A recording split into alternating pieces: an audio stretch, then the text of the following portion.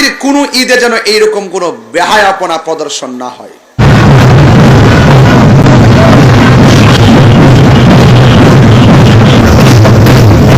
বিশ্বের মুসলমানদের যতগুলো ধর্মীয় উৎসব রয়েছে এর মধ্যে একটি ধর্মীয় উৎসব হলো ঈদ উল ফিতর।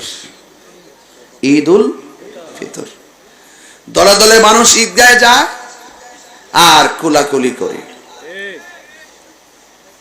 মুসাফা করে, আমরা আনন্দ উল্লাস করি। কিন্তু এইবার একটা চিত্র দেখলাম বিভিন্ন জায়গায়, ঈদের জামাতের পরে শোভাযাত্রার নামে বিভিন্ন ধরনের প্রতীক, মানুষের মূর্তি বানায়া, মানুষের বিভিন্ন ধরনের চিত্র বানায়া তারা প্রদর্শন করে করে আনন্দ উল্লাস করেছে। এটা ধর্মের নামে অধর্মের চর্চা। কথা বলেন ঠিক কিনা? এটা এক প্রকার নির্লজ্জতা। আমি তার তীব্র নিন্দা জানাই। ইতিহাস ইতিহাসের জায়গায় থাকবে, ইতিহাস লেখার বিষয়, বলার বিষয়।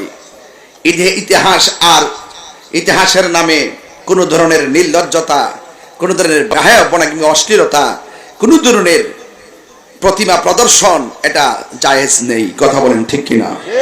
কারণ অনেক মৌলবীর এখন চুপ, কথা কয় না। তাহিরি কি মুখ বন্ধ করে রাখতে পারবে? তাহিরি কি ওই মৌলবীদের মতো যে চেয়ার পেলে সব ভুলে যাবে?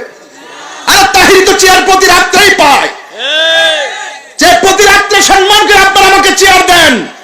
আমার তো চেয়ারের লোভ নেই। একটাই কথা, ধর্ম এবং রাষ্ট্র দুইটা চলবে আপন গতিতে। এই দুই জায়গার অনুভূতির মধ্যে কেউ আঘাত করতে পারবে না।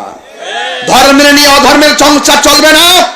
এবং ইতিহাসের নামে ওই সমস্ত প্রতিমা, মানুষের মূর্তি বানিয়ে বানিয়ে, ডুলবাদ্য বাজিয়ে বাজিয়ে, শিকল বাজিয়ে বাজিয়ে আনন্দ করবেন, এটা মুসলমানদের ধর্মীয় উৎসবে ঈদ উল ফিতরের দিনে এটা শোভা পায় না। কথা বলেন ঠিক কিনা? এমনি মঙ্গল শোভাযাত্রার ব্যাপারে কত মৌলবীদেরকে দেখলাম, কত নাচানাচি করছে, জায়েজ না, বন্ধ করো, এখন কেউ কথা কয় না। It's must to be regretted. বড়ই পরিতাপের বিষয়। সমস্ত বিশ্বের যত রাষ্ট্র আছে সবার সাথে আমাদের ভালোবাসা থাকবে। এই সার্বভৌম 3 ইঞ্চি মাটি নিয়ে যদি ষড়যন্ত্র করে, আমরা লাঠি দিয়ে পিটিয়ে তারাই দিব। কথা বলেন ঠিক না বেঠিক? এটা পরিষ্কার কথা। এই জন্য বলুন, ইজ্জতের মালিক কে?